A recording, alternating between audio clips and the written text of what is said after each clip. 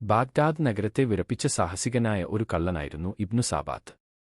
നിശബ്ദത നഗരത്തെ പുതയ്ക്കുമ്പോൾ ഇരുട്ടിന്റെ മറവിൽ അവൻ തന്റെ സാമ്രാജ്യം സ്ഥാപിച്ചു.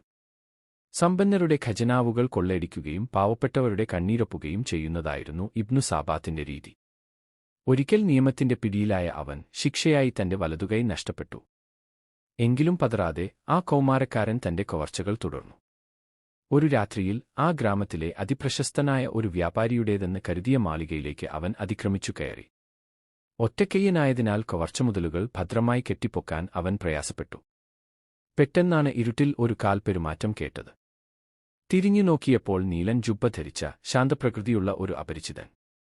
ഭയം തോന്നിയെങ്കിലും ഇബ്നു സാബാത്ത് പതറിയില്ല. എന്നാൽ ആഗതൻ പറഞ്ഞ വാക്കുകൾ അവനെ അമ്പരപ്പിച്ചു. താങ്കൾ വിശ്രമിച്ചോളൂ, ഞാൻ ഭക്ഷണം കൊണ്ടുവരാം. ആഹാരം കഴിച്ചശേഷം നമുക്കിത് കൊണ്ടുപോകാം, ഞാൻ നിങ്ങളെ സഹായിക്കാം.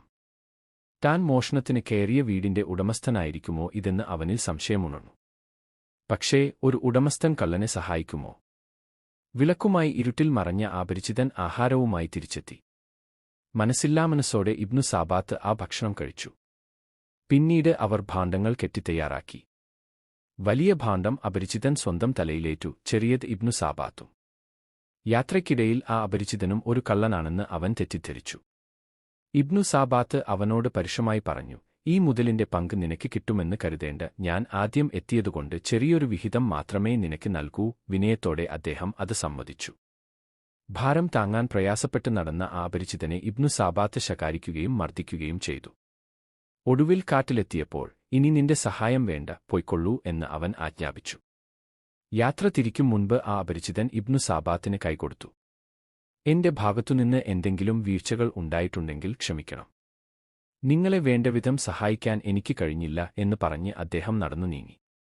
അയാളുടെ പെരുമാറ്റത്തിൽ ആശ്ചര്യം തോന്നിയ കള്ളൻ വിളിച്ചു ചോദിച്ചു, ഹേയ്, നിങ്ങളുടെ പങ്ക് വാങ്ങാതെ പോകുകയാണോ? അദ്ദേഹം തിരിഞ്ഞുനിന്ന് പുഞ്ചിരിയോടെ പറഞ്ഞു, സഹോദരാ, നിങ്ങൾ എന്റെ അതിഥിയായിരുന്നല്ലോ. അതിഥിയെ സേവിക്കുക എന്നത് എന്റെ കടമയാണ്. ഞെട്ടിപ്പോയ ഇബ്നു സാബാത്ത് ചോദിച്ചു, അപ്പോൾ അത് നിങ്ങളുടെ വീടായിരുന്നോ? അതെ, ഇനിയും സഹായം ആവശ്യമുണ്ടെങ്കിൽ മടിക്കാതെ അങ്ങോട്ട് വരാം എന്ന് മറുപടി നൽകി അദ്ദേഹം മടങ്ങി. ഒരു നിമിഷം ഇബ്നു സാബാത്ത് മരവിച്ചുപോയി.